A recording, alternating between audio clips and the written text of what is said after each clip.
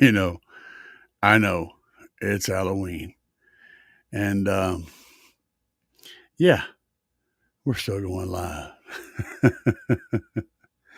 because I'm just that kind of basshead.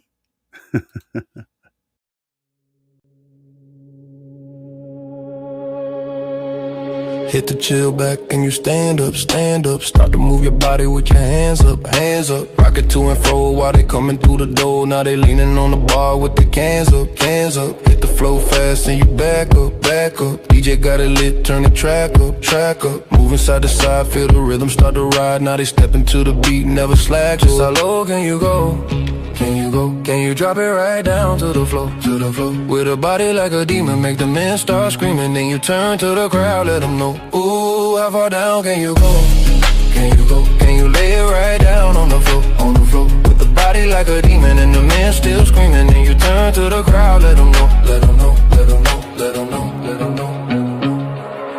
Lights turn low when they line up, line up. Shorty got the vibe, time to wind up, wind up. Everybody moving when the bass line hit, and the whole damn place gonna bind up, bind up. Bass hit hard and they jump up, jump up. Hands in the air, let it pump up, pump up. Moving left and right when the hook come tight. Everybody in the house shit. Just how low can you go?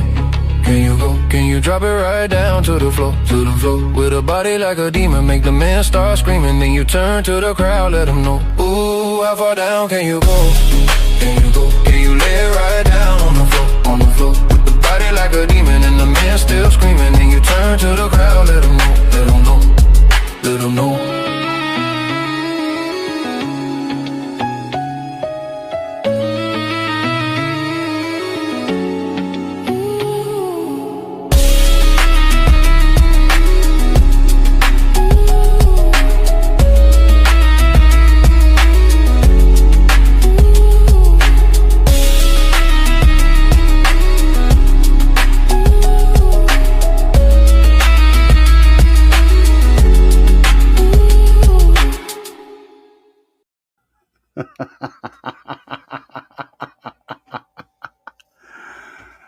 Oh, it's just not working, man. I'm too happy to be Jason. I'm having I'm having an amazing an amazing day. I mean, it's been a long day, and I look wrong, guys. This thing doesn't quite fit me just exactly right, and my beard my beard hangs out the bottom. This is why Jason was a clean shaven psycho killer. He didn't rock the facial hair because this is what happens.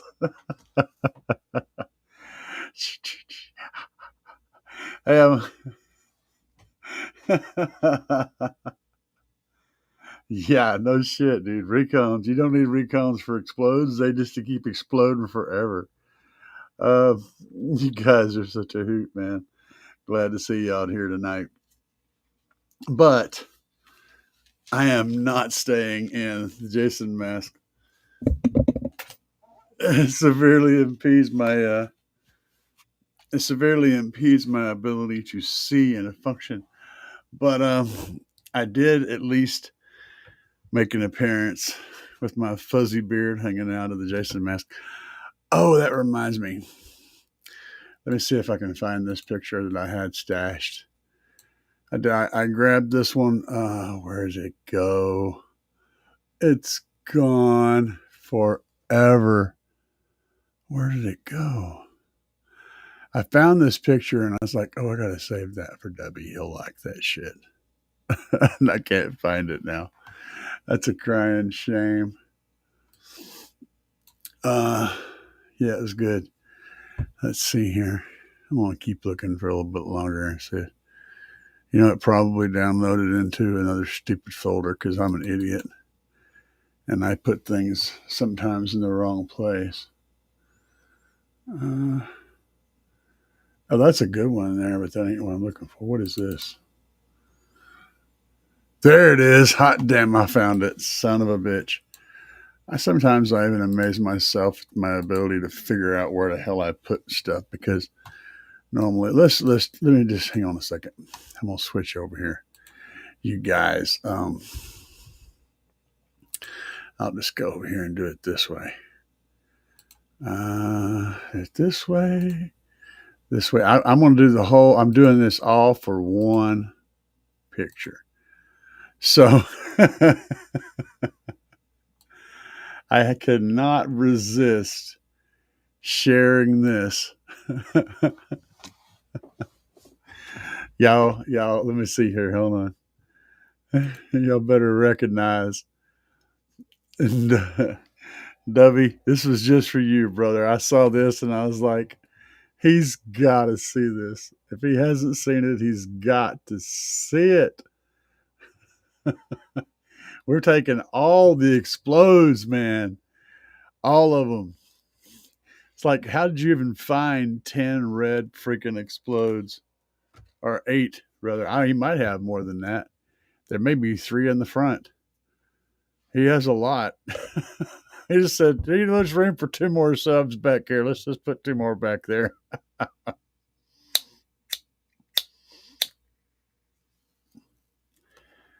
So, yeah, he's got a pretty serious amplifier on this. Take a closer look. This image is not terribly good quality.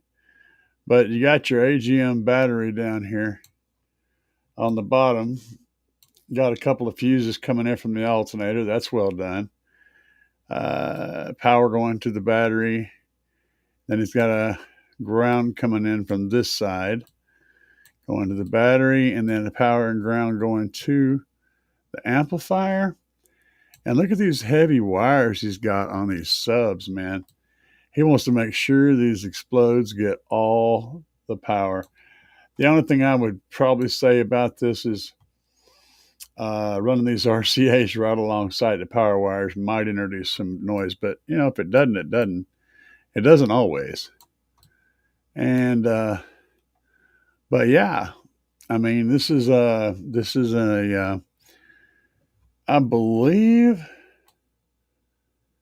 well, it's an SUV. It might be a Chevy. I'm not really sure. If you guys think you know, let me know. Give you a back shot.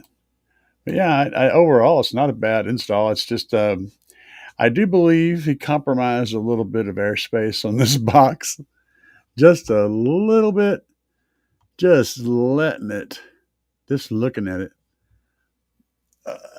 Let's see here. Mini louds. That's the right way to do it. You guys are so much fun, man. I'm just the idiot with the freaking YouTube channel. That's all I am. I got a little bit of boom boom in my Tahoe. I was out there today. It was a little warmer. I didn't wake up till this afternoon because I'm on this weird schedule and I'm sleeping all day and being awake all night again. And but I made it out there this afternoon for a little while. I cranked up the system and jammed some of my new tracks and tested them out. I like to test them. Sometimes I test them before I upload them. Sometimes I upload them and then because I'm pretty sure they're sounding good, and then I'll test them soon afterwards. And if they're not any good, I'll pull them back down. But I am working on a new track, guys. I don't know if I can get it to play or not. Let me see if I can get it to play. I'm going to pull it over here. I'm going to try to make it play. I have to do this. But this is a good track. Let me close the explodes. Minimize that. Close that. All right. Now I'm gonna try to play this track here. So give me a second. I want you guys to hear it. This is what I'm working on. I'm not done with it yet. It's like maybe I've got like, I don't know, probably 6 layers in it right now, and it's about a half done maybe. But I want y'all to hear what it is. Pretty cool. This is just a partially done track. I think you guys will get a kick out of it, though. If you don't have If you have any earphones or headphones or speakers, you might want to put on those because this is going to have a little bit of bass in it, and I think you'll get a kick out of it though. Let's go over here, turn this on, see if I can get sound over here first. Hopefully we will have sound over there. Yeah, so let me go over here and check my little box that, okay, let's see if we got sound here. Yeah, we do. All right, cool. So y'all check this out. Let me know what you think about this. I'm going to put this over here, and then I'm going to put the chat back up here so we can talk about it. And we're going to listen to this track. You guys will like this.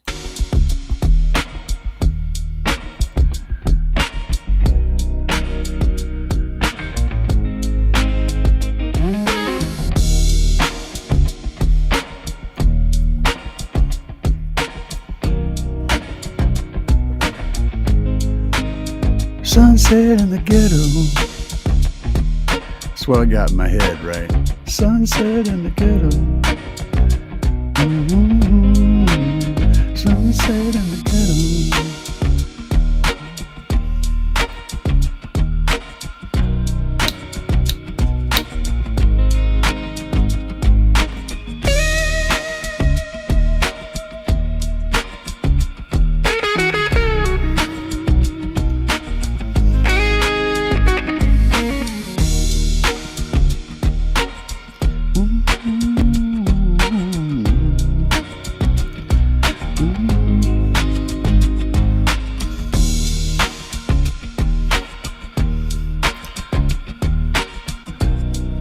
What do you think?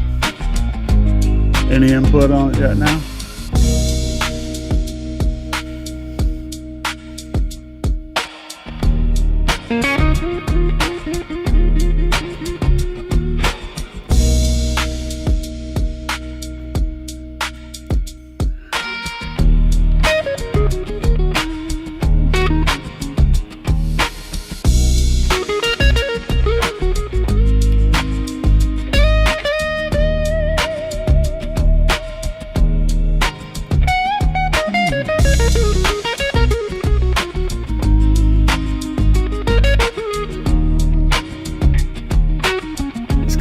It's got a good bass line to it.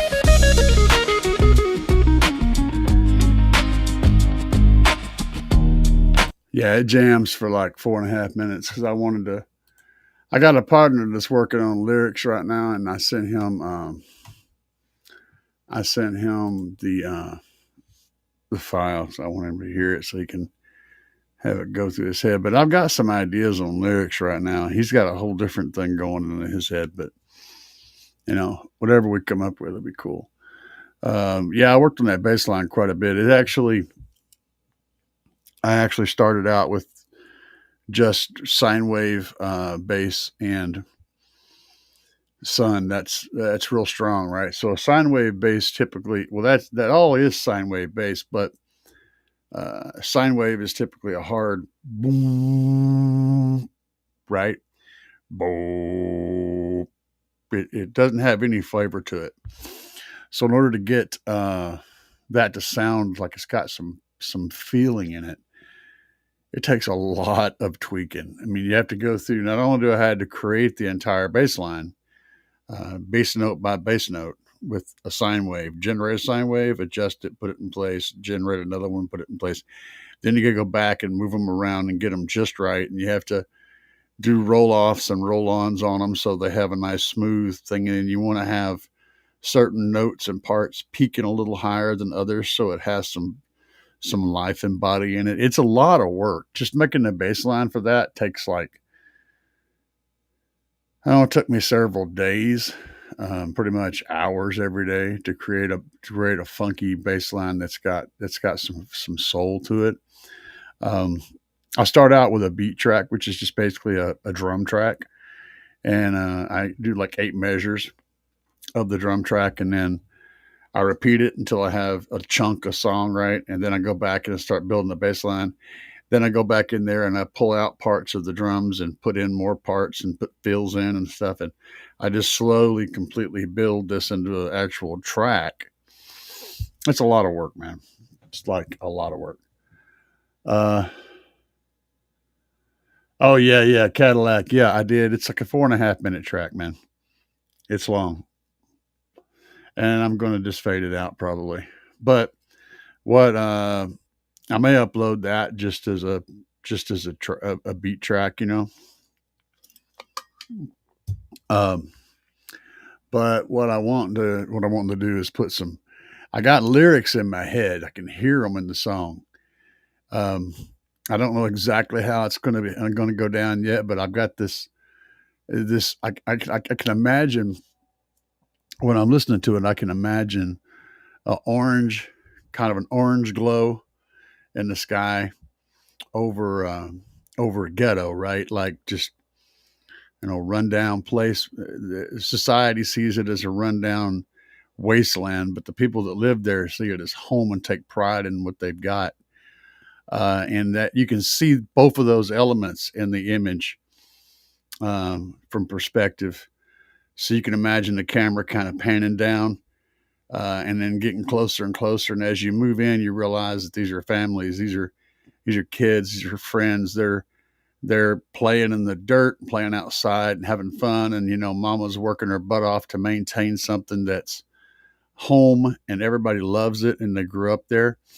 And but then there's the element that's coming at nighttime, where everything's kind of go chaotic at night, and I can just see this whole thing, this fog of imagery, is turning through my head, and I can hear a female, like a big old girl, with some pipes, right?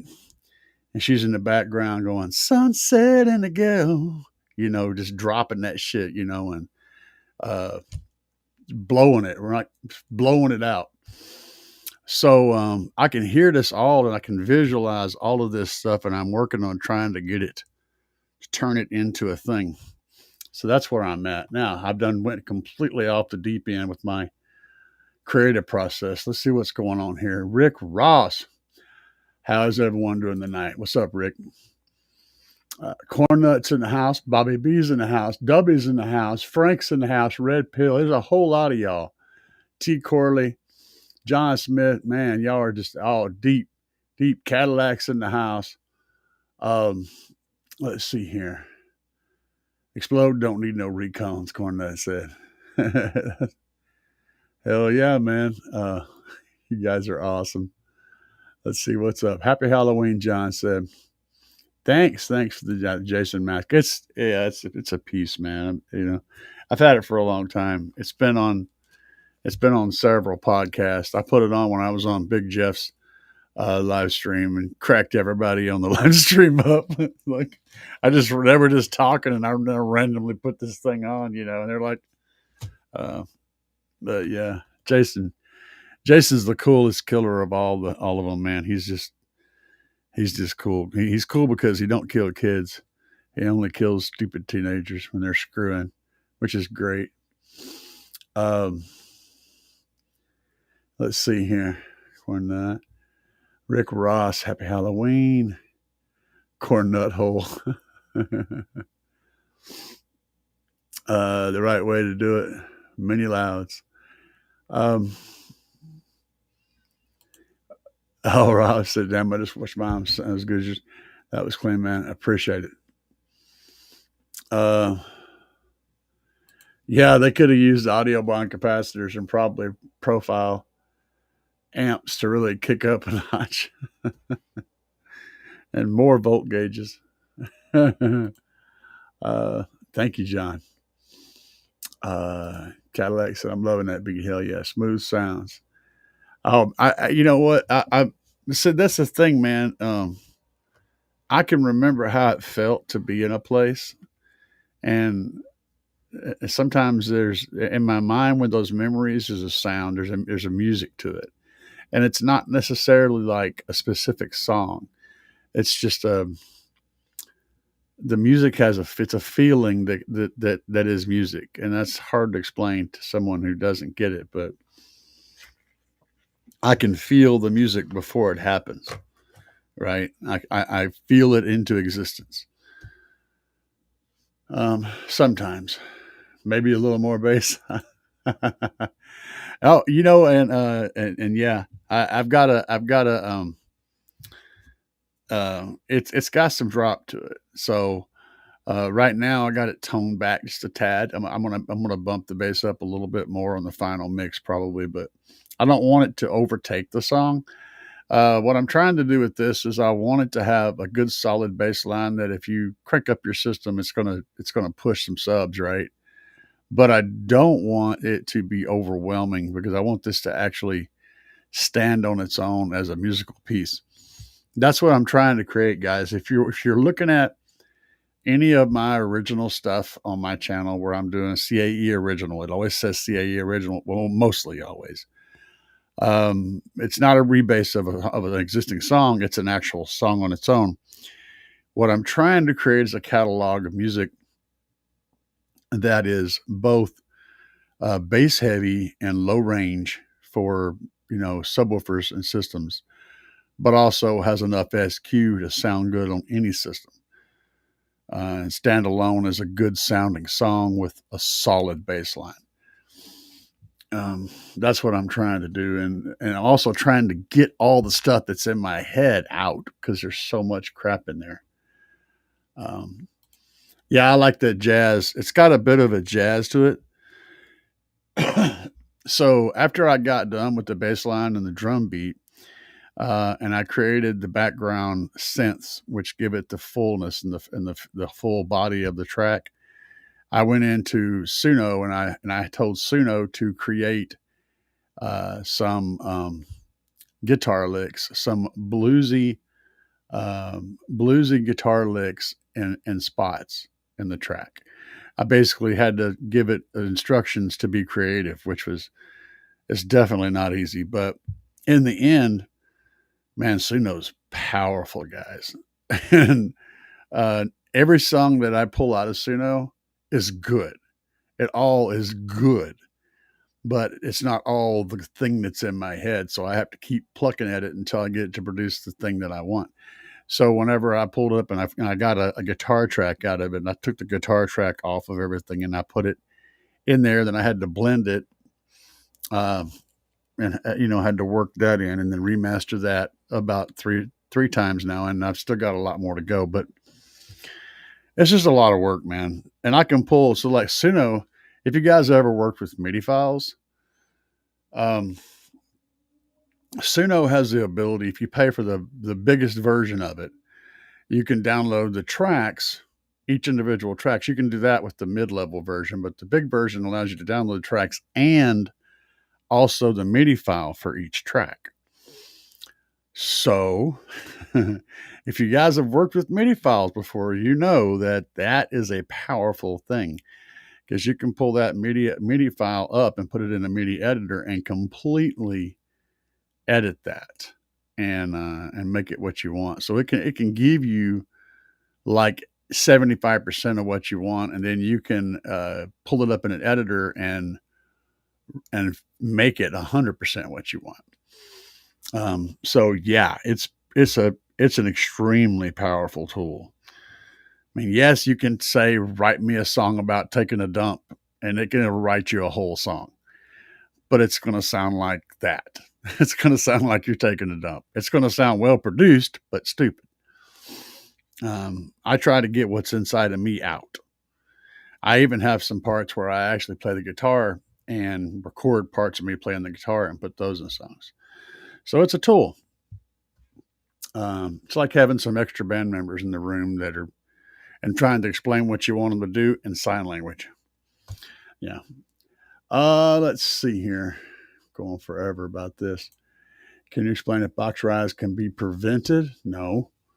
Or predicted? You can predict all boxes are going to have. You're always going to have impedance rise.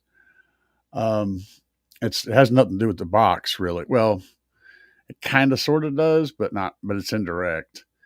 Whenever you move whenever you move a coil over a magnet, you create an electricity, and that feeds back on the line and impedes the power coming from the amplifier. So while the amplifier is moving the subwoofer, right, the subwoofer is generating power and pushing that back towards the amplifier, which is the impedance that you're calling box rise. There's the only thing you can't do anything about it, just more power. I mean, you can do what a lot of people do and drop your own load down to like a half ohm or a quarter ohm or whatever. But then you're running into issues where even though at box rise, you'll be playing a good ohm load, but whenever you're playing notes that don't have a lot of rise, you're going to be way over, running way too much power out of that amplifier. So it's very likely to die. The low impedance stuff like that kills amplifiers quick. It generates a lot of heat. So there's no way you can stop that. If you want to play lows, you're going to have rise.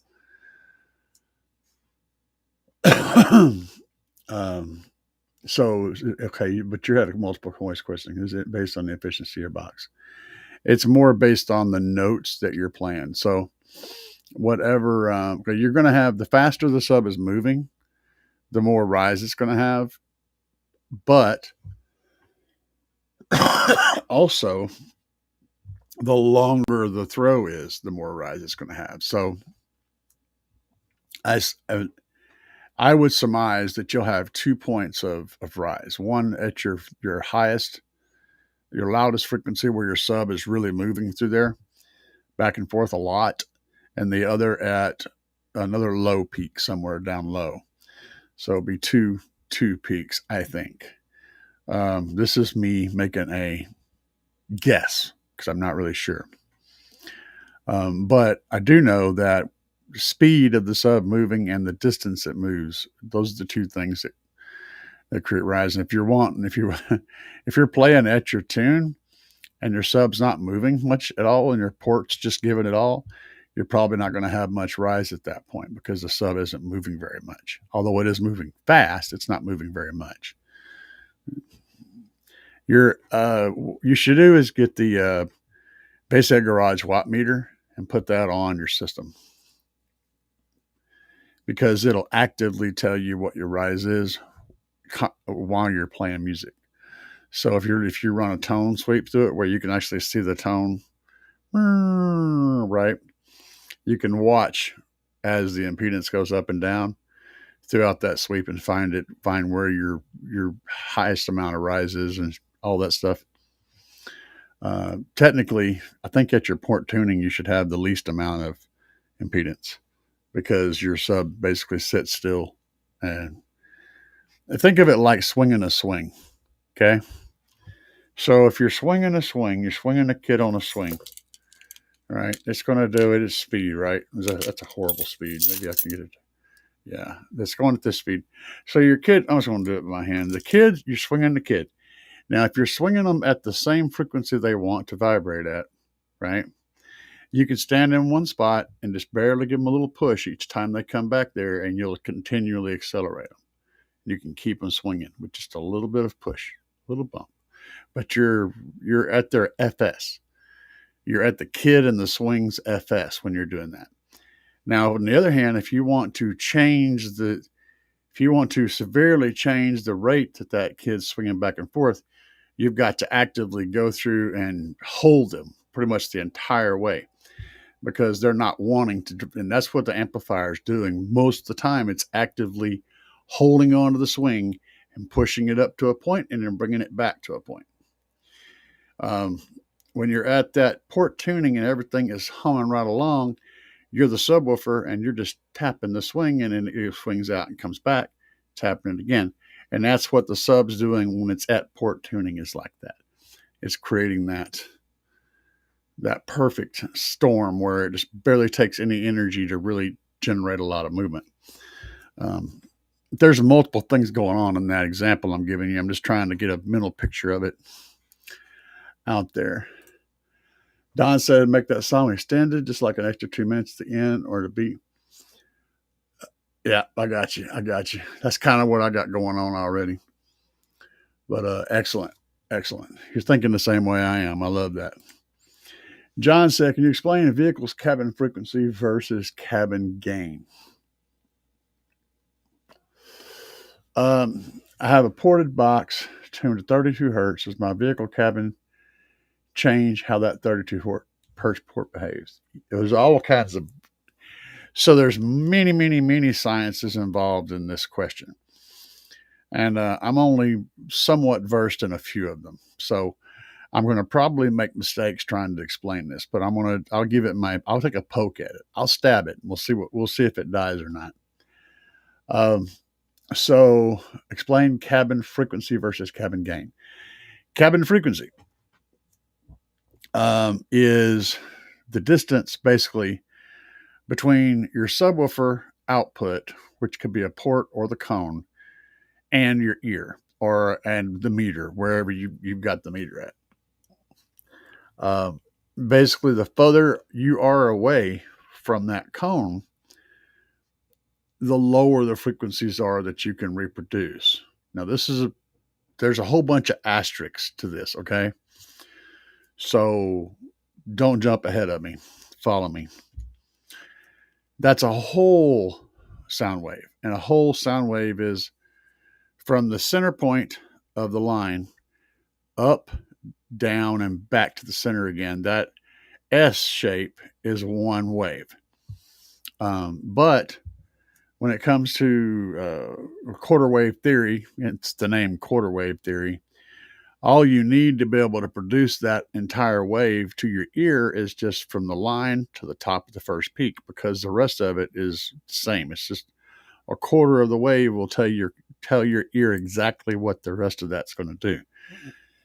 And that's not exactly right, but it's close. It's in the ballpark. Again, I'm going to screw this explanation up. So what you want to do is create a scenario where once you figure out what that quarter wave is, now mind you, when you take your subs and fire them toward the back of the car and then bounce them off and bring them back up, that adds length to that wave. So if you are firing your subs back, you would need to measure from your subwoofer to the wall that's going to bounce off of, and then from that wall to where the meter is going to be. All right, or where your head is going to be, whatever you're trying to impress, the meter or your brain.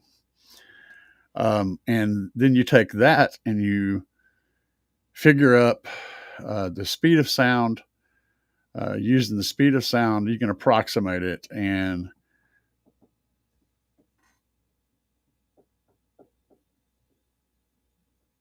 what the hell is going on over here? Hey, hang on a second. I think my friend may have came by and he's pecking on my freaking window. Maybe I'm losing my mind. Just going to pull it up here because I had it closed. No, he's not here that I'm aware of. Okay. Yeah, that kind of crazy stuff happens. My buddies will come to my window and peck on my window because they know I don't hear the door when they knock. Anyway, speed of sound, length of wave. The longer your vehicle is, the longer a wave in there. You take that and divide it by 4 to get the quarter wave, which is something that you can actually fit inside of a cabin. So wherever your quarter wave is, you could do stuff like position your sub so that its distance relative to the rear or the front is going to give you that quarter wave at a specific location. And then you can play that frequency and you should finish that wave right at that point. There's a whole lot of crap that goes on with quarter wave. But is it the same as cabin gain? No. Though it can be related to cabin gain. Cabin gain is a whole lot of things. Okay, so it's like reflections of that sound wave bouncing off of something coming back to your ear. That can be cabin gain. Also, if the reflections stay in time with each other, so that when it comes back to your ear, they're both on the same upstroke, then you get double of the upstroke. So you end up with the gain on that regard. You can also end up with nulls because of that same reason. where two frequencies are opposite each other when they hit your ear, and then there's a null because they cancel each other out completely, and the frequency becomes nothing. It just goes away, or it gets reduced by a whole lot. There's a whole god awful ton of things that are happening. Let me see if I can boil this down a little bit. If I have a porta box tuned to 32 hertz, does my vehicle cabin change? Yes. Okay. It can change it in multiple ways. It can also boost it. Cabin of a large vehicle is usually somewhere around high 30s to low 40s on a cabin gain. It's just the size of the vehicle and the shape, and it's just the way it ends up being. But that's one of those shortcut things. As far as can it change? Does it change how the 32 hertz port behaves? Yes, opening your window will change how the port behaves. Opening both windows will change how the port behaves. The front of your vehicle outside of your sub enclosure acts like an enclosure itself. So if it's sealed, it's going to have one particular characteristic, and then larger ports are going to have different characteristics. And a port doesn't have to be anything long or skinny. A port can be a window. Sometimes if you run perimeters in a box building program, and you set your port tune up, but you can look at it and I go, why is the port only 2 inches long? That's how long it needs to be. In this scenario, ports can even go into the negative, which is really strange. But your port length can be as much as a window frame. And then rolling your window down this much might give you one thing, and rolling it down the rest of the way, or opening both windows or opening the doors are going to give you totally different responses. And so, yes, it does affect it. Am I qualified to explain exactly how that works? No, but I will say that the cabin acts like another chamber, and the windows or doors act like further orders to a box. So, technically a ported enclosure could be considered a sixth order in the right build, if it's a wall especially. Is it going to be a practical sixth order? Probably not, but yeah, it could be considered that way because you've got another chamber after the port, and then that port also has a chamber to let. So depending on where you are, you would get different. Yeah, it's complicated. So the answer is yes, but that's as good as I can positively tell you. And it's a very complicated subject with a whole lot of different fields in it. Eric said, question for all, CAE familiar. Hopefully somebody will jump in chat and further try to weed out what I just said. Total idea and theme. Oh yeah, I appreciate that.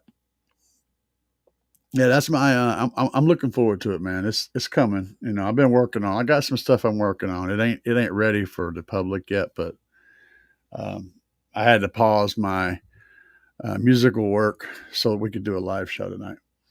I was late too.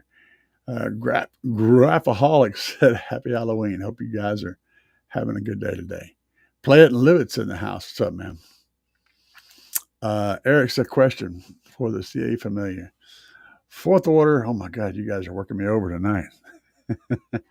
Let's see. Fourth order, dual 12 and or single 15 sub suggestions. And what ratio y'all picking for a daily use, clamping 5K, hands-on experience? Answered. Appreciate it. So fourth order, that's one piece of information. So he's wanting to do a fourth order, dual 12 or a single 15. A dual 12 is going to have more cone area. And depending on the two subs, I don't know, that single 15 may be a freaking monster and the two 12s may be meh, but considering they're both about the same, the two 12s are going to give you more cone area. But it also depends on your baffle restrictions and all that stuff. But let's move along here. And the other question was what ratio? If you want to run a daily, man, like a 1 to 1.25, a 1 to 1.3, 1 to 1.1, That's what you want to look at. Somewhere between a 1 to 1.1 to a 1 to 1.3. And that general range is going to give you the flattest. So the way that ratio thing works is at a 1-to-1 ratio, it's going to be flat, dead nuts flat. I mean, it's just as flat as you can possibly make it. As that ratio gets bigger, the sound pressure, the SPL gains are going to go up in a smaller area, though. So as the ratio gets taller, the width of the notes that you can play, the width of that spectrum gets smaller, and the peak gets higher. Up to like when you're getting to like a 20-to-1 or some crazy shit, you're going to have like one note that you can just bust glass with, but it won't do nothing anywhere else. So and you want to keep the ratio down to close to 1-to-1 to get most of the musical, which is what you're looking for, and boost it a little bit. That's why I said 1 to 1.1 to 1 to 1.3, somewhere in that range is going to give you a good kick down there toward the bottom with a good extra amount of power, but it's still going to give you a nice wide musical bill. Hopefully that helps. And you're doing a 5K or clamping 5K. That's like a 8,000 watt amp. Yeah, I'd probably run the dual 12s, depending on all the stuff about those 12s. DB32 FS is 20 hertz. Okay. Hello. I cannot pronounce your name, but hello and welcome to the show. Glad you can make it. You measure the quarter wave from the back of the cone. You measure it technically. You measure it from like the dust cap. If you're wanting to really freaking get in the weeds, you measure it from the dust cap. Everything that you measure on a speaker, like time alignment and all that stuff, everything that you measure on a speaker is measured from the center of the speaker, which is the dust cap. But having said that, a few inches back and forth aren't going to change much when it comes to something as big as a bass, a low end note like that. But if you're wanting to get in the weeds, you do it that way. And you also have to remember that unless you're running a bipolar wall, you're running a bipolar wall, you're in control of literally everything because you've got it all right close. But if you're running anything else, you're going to have sound coming off the front of the speaker that's going to be traveling directly, if it's pointed forwards, right? Traveling directly to the listening position.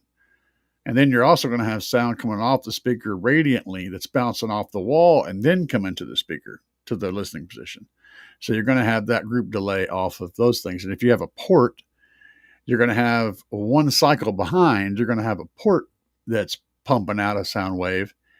And it's going to be a little bit of delay there because you got a cycle, one cycle before that port's putting energy in, getting the subwoofer's putting energy in the port.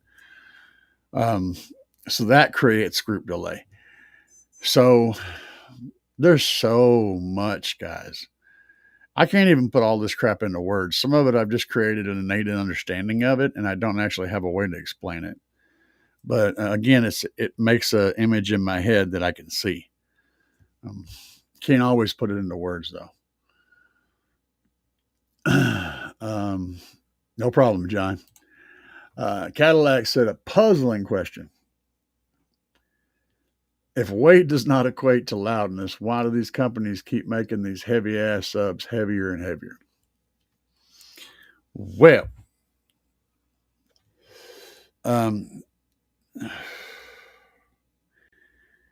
weight does not directly equate to loudness. But if you're using ferrite motors, weight can be related to the strength of the motor, or also the depth of the motor. So if all the known things are basically what they're trying to do, let me just start from here. Basically what they're trying to do is create a coil magnetic field that's long enough um, to where the coil has room to move through a frequency, the lowest frequency the subwoofer can play, right? Whatever that is, say 20 hertz. It has room to move all the way through 20 hertz and and utilize the maximum amount of Xmax that it can. So if you give the driver, say, 30 millimeters of Xmax, that's 60 millimeters total travel up and down, right?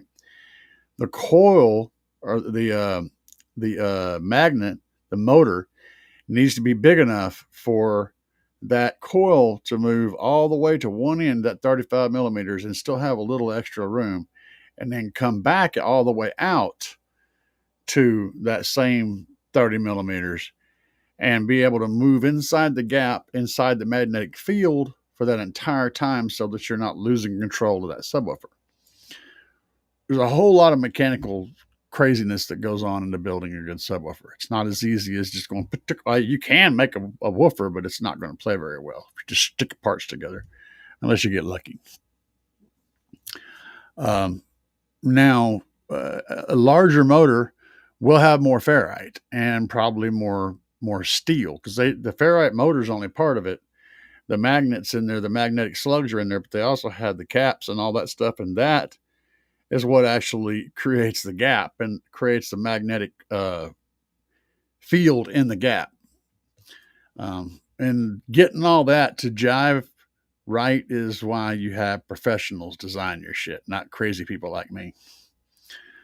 But yes, so typically heavier motor means it's probably got a little more power, and it probably has a little more throw. But if the subwoofer's got 30 millimeters of throw, it may not require a big, huge magnet because it's only going to go so far anyway.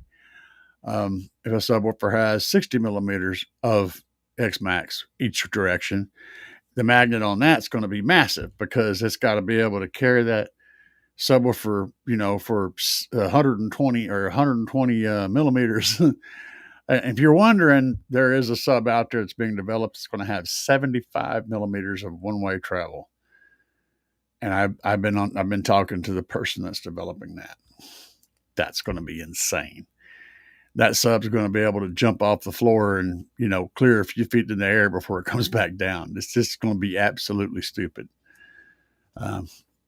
But yeah, it gets crazy. So yeah, it's like a V8 in a car, a V8 versus a V6 versus a four banger. In the right scenario, if you're just saying, well, more cylinders is better, right? To a point, and then you start getting into situations where there's less weight, so you can do this thing and that thing, and then the efficiencies all start to add up. And once that happens, that metric goes out the window. But if you're just looking generally, a V8 is going to have more power than a four-cylinder, right? Because it has more cylinders. But that doesn't mean that it always works out that way. So that's why, in a nutshell. Dubby. But do you measure port? Or from the dust cap to the window? Both. Dust cap to wherever you're trying to create your pressure at. And for most people, it's to the point where the glass meets the dashboard. That's where you measure to. And the port's going to have a different measurement. But the ports, that's going to be what it's affected by. So yeah, you have to measure them separately. If you've got 6 subwoofers in the car and 2 of them are, 5 feet away from the dash, and then 2 of them are 7 feet away and 2 of them are 9 feet away, they're all going to be affected by this. That's why a horizontal plane with subwoofers moving away from you creates its own problems, because it's not going to load symmetrically. They're all going to load. That it can be good. They can all load at different lengths and give you slightly a wider band, but there's all kinds of problems that come into laying down the box in the car, because the subwoofers are different distances away from your listening position or from the meter. So they have to all Man, it gets crazy. And yeah, you can do time alignment on subs like that and group them together to where they're, but then you run into other problems because the time alignment is done at a frequency. And so at some points it'll be great, and at some points it'll be complete garbage. And so a time alignment is really not a solution. You think it might be, but then you realize it's creating more problems. Um, the best solution is to build a flat wall. That's like physically that anytime you can solve a problem in the physical world first, you know, as much as possible, you're going to have less to solve in the digital world later. Um, for example, getting your speakers out in front of you as far away from you as you can so that the relative difference in distance they are from you is smaller, is going to make it easier to solve that problem later in time delay and stuff.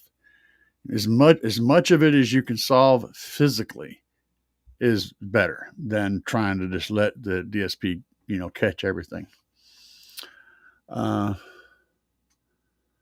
yeah, I don't know what you said. Y2, way behind on that. G Body, what's up, man? Okay, let's see what you got to say. Graphaholic says, "Do you have any thoughts on the Slaps Audio Street Pro 1 titanium tweeters?" Have not used those yet. I think that's the little ones, the 1-inchers. I'm doing custom 3-way cabinets, and they're a good price while being at the right size. I would have no problem trusting that equipment, especially given the price that it comes at. You're not going to lose anything in that exchange. I don't have any right now. I need to get. I'm behind on that. I need to get them to send me a couple sets of those, so I can test them out. But yeah, I'm using the big screamers, man. The Pro Audio stuff. That's what I'm using on my Tahoe. And while I highly recommend them because they sound amazing, and the price is great on them too, they won't work in a 1-inch hole. Those things are 3 inches. They're huge. It's like you think they're the same size as those 2.5s that you see everybody carry, but that half-inch difference means that they are massive. They're big old chunky things. They weigh like, I don't know, 2 or 3 pounds a piece. They're heavy and they're big and they sound great and they get loud. But yeah, I'd give them a poke, man. I would have no problem recommending them. Cadillac Don says, some of the loudest subs are light as hell. That's because of Neo. So, like I said, it's like comparing V8s to 4-cylinders. Once you take a 4-cylinder and supercharge it, now it smokes all the V8s, right? That's kind of what that is. Neos are an expensive way to build a magnet. And what you gain from that is extremely lightweight and small size, but they're expensive. So you can get that big, huge energy that you want in the motor itself, in a lightweight package. A small lightweight package, you just have to more money, That's how that works. So yeah. And that's the confusing part, is you're dealing with we'll be comparing an old iron block 4-banger from the 1970s to an iron block V8 from the 1970s. Well, the V8's more power, but then when you bring in one of these, aluminum blocks with the dual overhead cams and variable valve timing and turbo and supercharge and all that kind of crap, you completely change the parameters of everything at that point. So, yeah. What's up, man? Snurlix. Yeah, you don't have enough vowels in your name. You need more vowels. You have 0 vowels. I still like it though. Yeah, if I try to do the cubic foot for the vehicle itself, the port's negative. Yeah, the port goes back. That's when you get to that negative port shit, you've entered something wrong. And it's not that you didn't do it correctly. It's that you shouldn't have done it at all, or something. I can't remember exactly. Bobby, Bobby. Yeah, Bobby said, "Why? I don't know why, Bobby. I don't know." Um, but yeah. Now, having said that, uh, it's more about bigger magnet is more about more motor force, um, but it's also about longer throw. So, depending on what they're doing with the magnet, can change things.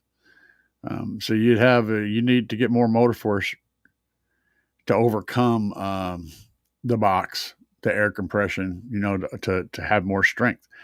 Um, so if you and motor force is tricky, but you're dealing with is an electromagnet pushing against a positive or a permanent magnet. So if you think about it like this, imagine that you got a big strong guy, you know, big Cadillac. Cadillac is on roller skates, okay? Now he's on roller skates and he's going to go up and push a car on roller skates. Now he's got lots of motor force, but he ain't got no grip, right? He's got lots of strength, but no traction. So then he has some kids start piling up on the back of his legs to keep his little feet from moving, and now he's able to gain some traction, right? Well, no matter how strong that coil is, that's what Don is. He's the coil. If you don't have enough motor to push against, then it's just pushing on roller skates. It's just it's not going to do anything. And they deal with this in the what the hell is it called? Roller coaster world. They use the magnetic propulsion system to shoot those trains out of the thing. They have they'll have magnets on the cars and on the trucks that are right by the tracks. They'll have magnets, and they send a pulse like a base signal down the track. And as that wave hits that magnet, it pushes the train. Well, if there was a scenario where the train had enough mass that it couldn't immediately start moving, that pulse would just jump past that magnet and it would just sit still. Fortunately, they're sending a continual burst of power, so even if it jumps, it's going to grab the next one. But that's the idea. You have to have enough magnetic field for that coil to work against. It's like a gear that ain't touching, right? It's like two gears, but they're not touching. They're just pushing each other with magnetic force. I know I'm having a horrible time explaining shit today. Y'all are working me over, man. I like it. Thank you. I needed that. And Bobby said, "Why? Because Bobby's an idiot. But he's a good idiot. He's the best kind of idiot. He's like that dumb guy that keeps running around in the front yard without his clothes on. You have to call the cops on him over and over again. But he weeds your garden while he's out there." He's like, and they're pulling weeds out of the garden. Yeah. He's like, you know what I mean? Hey, what are you going to do? Close the blinds, right? I don't know. So we are doing this next week. Let me pull this up. I want to give you guys the information. In case you guys happen to be in the area or have the ability to be in the area, this is a horrible flyer. Let me pull up another one. Okay, I'm going to put this up over here, and I'm going to put this flyer up so you guys can see this. We're going to talk about it. We're going to talk about it. That's not it. Is that it? That might be it. That would be it. All right. This is happening right here. This is coming up. And this will be my last show, probably my last show for the year. And I will absolutely be there. And this is a good thing because it's for kids. So if you guys are going to come to a show, this is one of them. It's going to be at a church. So for the religious folks out there, you'll be right at home. In Fairgrove, Missouri, you only have to bring one children's toy to get in. That gets you in the whole thing. You can bring as many of them as you want to. And this is a good deal because it's going to go to kids. Kids are getting these toys. So it's like Toys for Tots, only base. Because why? Bobby says. Saturday, November the 8th, 2025, from 10 p.m. to 3 p.m., from 10 a.m. That's a mistype. Don't worry about that. From 10 a.m. to 3 p.m. This isn't the final one. At the Peace Chapel at 2260 North Farm Road, 193 in Fairgrove, Missouri. And you bring yourself a toy and you will get in. We're going to have the Midwest SPL out there. We're going to be doing a show and shine to show off your ride. We're going to be doing lots of demos, and I'm going to be out there doing the demo in the base machine. It's going to be completely family friendly. And there's also going to be, we're going to have cops out there. The cops are going to be out there too. They're coming out. But I think they have some kind of little thing they're doing out there as well. So it's going to be a very family friendly environment, and I'm looking forward to it. Been looking forward to it for a while. And this is from my friend, the Mad Scientist. He is sponsoring this event. Eagle Designs, or Bay Area Butcher. If you look in my description of my videos in the last few months, it's in there. The box designs, to get custom box designs done. He is the one that's sponsoring this show. He's putting it on. So it's a good thing, and we enjoy that. We like it.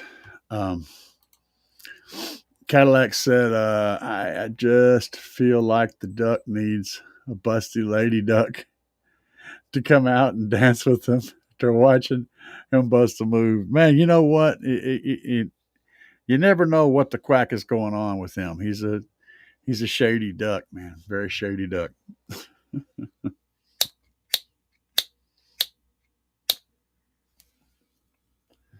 So who all's doing candy tonight?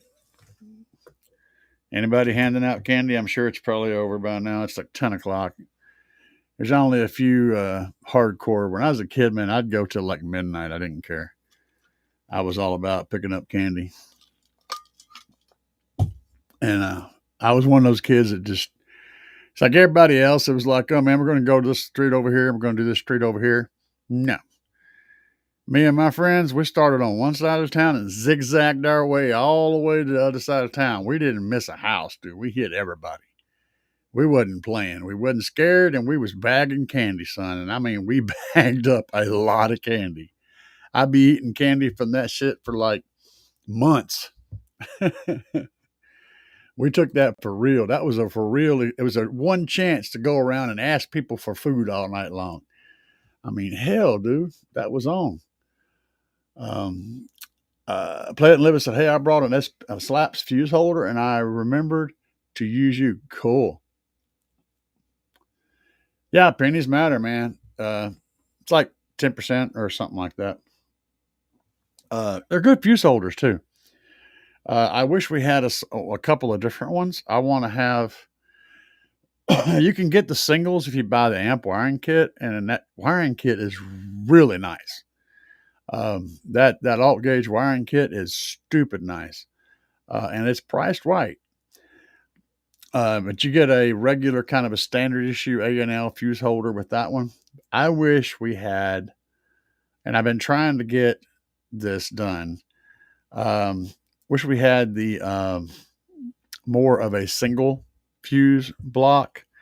And I like the ones that have separate bolts for the fuse and the wires. So you can take the fuse off without disconnecting the wires, without loosening the connection of the wires, like two separate ones. I like that style. I would love to see us get those. I guess there's not a lot of people that are using that style, and I think they're amazing. I'm also, there is, for those of you who stuck around to the end of this show or to now, Slaps is releasing probably, I don't know when it's coming, but there is going to be coming, re-releasing a new version of a half bridge 8,000 watt amp that will be capable of swinging and dynamically hitting 10,000 and 12,000 watts. This is going to be a body slamming amplifier. So for those of you who've been looking for some half bridge love, well, they had them before, but this one is a completely new build house, and everything is new. And we're looking for some really solid, solid gear. Also, in the spring, probably the spring of next year, we're going to have a budget line that's going to be coming out, 1,500 watt subs, I think. 1,500 watt RMS subs that are going to be priced really nice. And they're going to have the same voice coil from the 10-inch Oblivion version 1, which was like a 2.5-inch or 3-inch voice coil. I can't remember. But it's going to have the same coil pack as that, the same motor from that subwoofer. And they're going to be a whole line from like 10, 12, and 15s, priced really nicely for a budget offering, and still going to body slam a whole lot of crap out there that's still a whole lot more expensive. So it's going to be another way of getting good equipment at an excellent price. That is coming in the spring. So if you're trying to find some real serious budget stuff, but you also want good stuff, you want to wait till that comes out.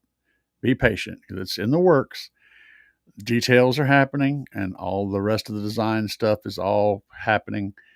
But it's coming in the early part of next year.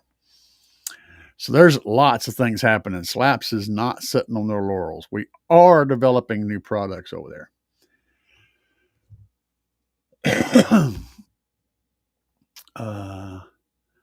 Yeah. Play it and let it sit. That'd be cool. Those breakers are temperature sensitive. Make sure they're not catching a cold. Oh yeah, man. No kidding. You don't want them to catch a cold. If they start sneezing, they'll shoot lightning or something, something devastating and dangerous like that. So what should I eat, man? Should I get some, I'm thinking canned chili and crackers and cheese. How's that sound to y'all? Maybe a Diet Coke. I haven't had a Diet Coke today. Holy bejesus. I'm drinking sweet tea, man, and I need a Diet Coke. I need some of that heavy caffeine. And then I get back to work on Don's new song. Let me see if I got something else I'll play for you guys before we jump out of here. Because I'm in the mood for love. Simply because you're near me. Funny, but when you're near me, always in the mood for love. All right, here we go. Yeah, I went way back, right? Just way back. I went all the way back to get to that one. You guys haven't heard this yet. Check this shit out. Let's bring on something new here. Here we go. If you haven't heard this, you're going to listen to it now. Headphone time. Get those bass reproduction ready.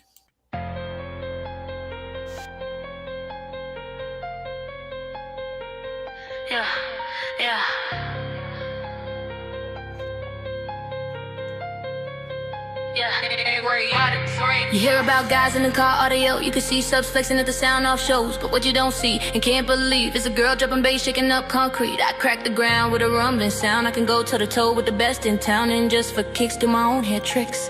On the side, my ride be floating bricks. Bass drum my ride like it's on hydraulics. Roll your hair out like turbofilics. I gather up the bass, put it all in bulk, and smash the ground like Incredible Hulk. Don't get it wrong, I'm a real team player. I'm a wide running box, but a meter slayer. Big wall of amps and a wall of subs. Storm of sound, gonna tear shit up. Run your system, not your mouth. Turn it up, let it out. All knobs to the right. Hidden mean, hidden tight. Run your system, not your mouth. Turn it up, let it out. Start a fire, cause a scene. Bass heads, low and mean. Keep it clean. Bass heads on the scene. Keep it clean. Bass heads on the scene. Keep it clean. Bass heads on the scene. Playing low, playing loud. Run your system, not your mouth. Power in, power out to keep the bass bumping. Got big alternators to keep the power pumping. I wire tight, I tune precise. Ain't no shortcut, just pay the price. Every fuse clean, every line exact. One wrong move and it all goes black. Knob to the right, gotta keep the bass pumping. Clean and tight, it's jumping.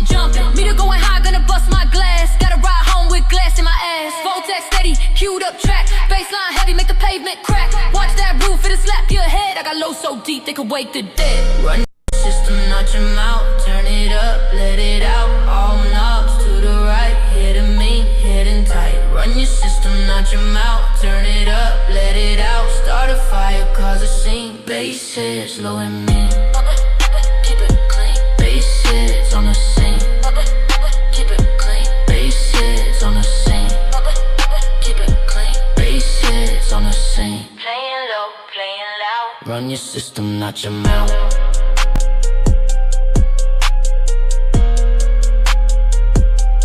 I like that.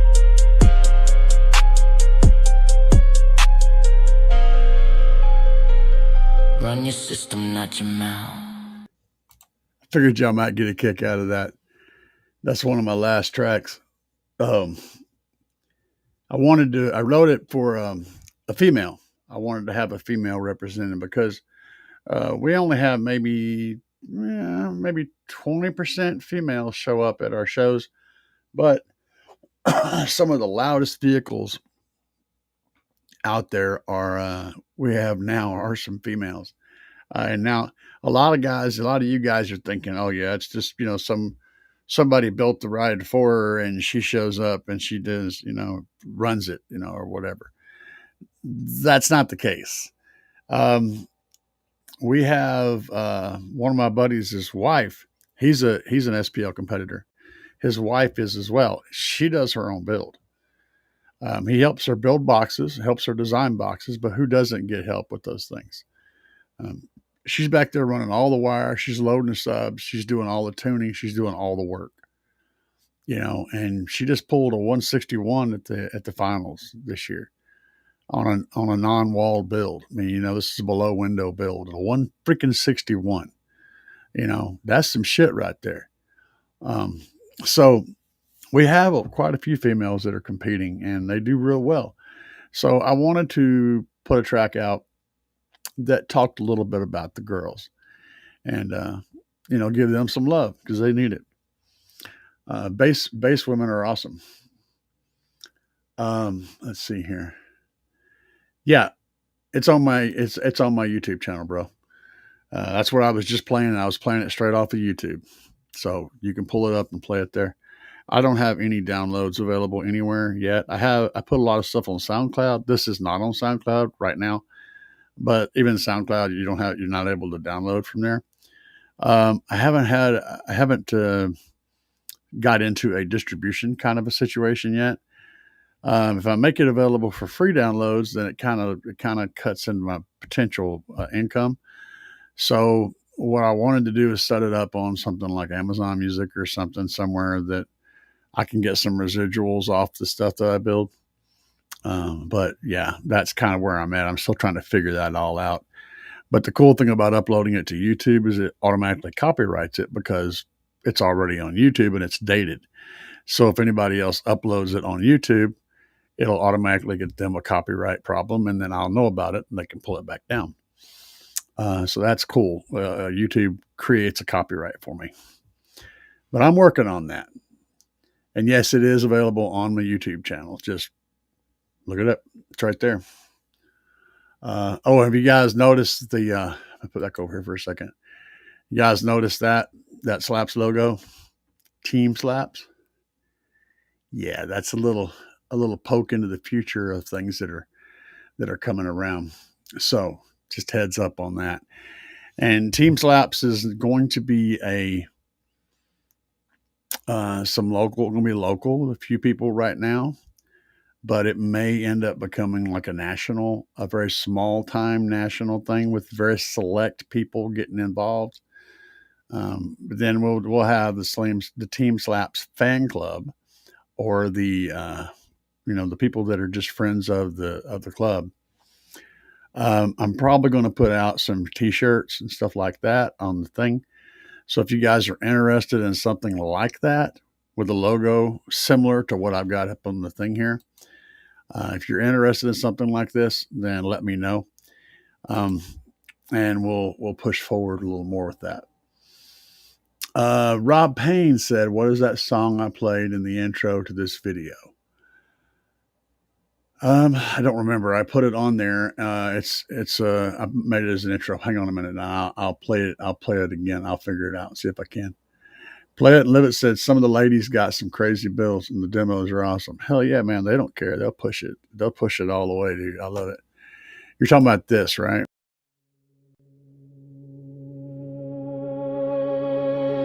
Hit the chill back and you stand up, stand up. Start to move your body with your hands up, hands up. Rock it to and fro while they coming through the door. Now they leaning on the bar with the cans up, cans up. Hit the flow fast and you back up, back up. DJ got it lit, turn the track up, track up. Moving side to side, feel the rhythm start to ride. Now they stepping to the beat, never slack. Just how low can you go? Can you go? Can you drop it right down to the floor, to the floor? With a body like a demon, make the men start screaming. Then you turn to the crowd, let them know. Ooh, how far down can you go? Can you? How low can you go? And it is on there. It's available. Let me go back and look real quick. What got me started was to create music that I could use in videos without having to worry about copyright strikes.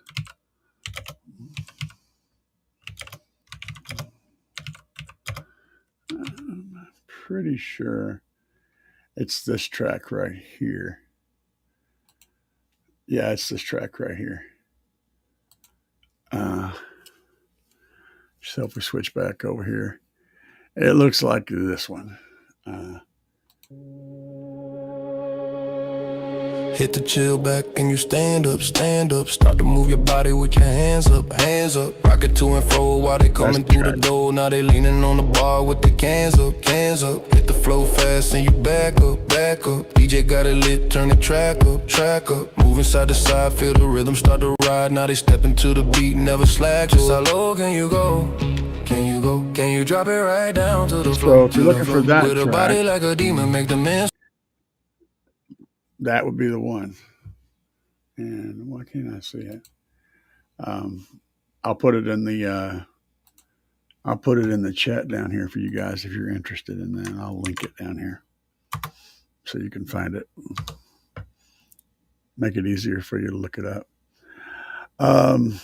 So yeah, hopefully you guys had a good night, and I think I'm gonna go away and eat some chili, and we'll see you guys on probably on Tuesday when they're doing that thing, and then or no, Sunday. Yeah, so it'll be Sunday. See you guys on Sunday, and we'll sit back and we'll talk a little more about how this weekend went down. Maybe I'll have that track ready by then. For now, guys, we're going to get the duck out of here. Yeah. Yeah.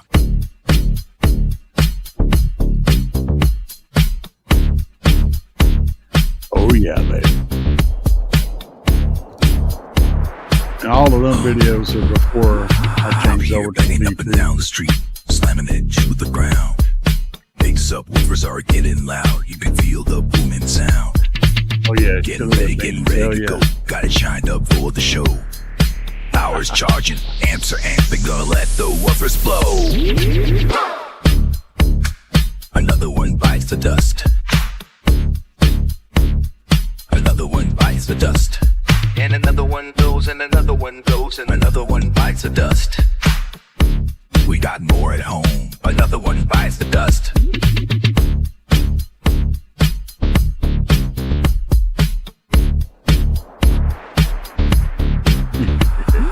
Fires are glowing and the amps smoking. Subs are cherry red. Let me keep jamming, gotta keep the bass slamming. Gonna go hard till they're dead. Full power, gotta let it go. 20 hertz in the floating air. Sparks are flying, voice cords are frying, and the smoke is in the air. Another one bites the dust. Another one bites the dust. And another one goes, and another one goes, and another one bites the dust. Hey, we got more at home. Another one bites the dust.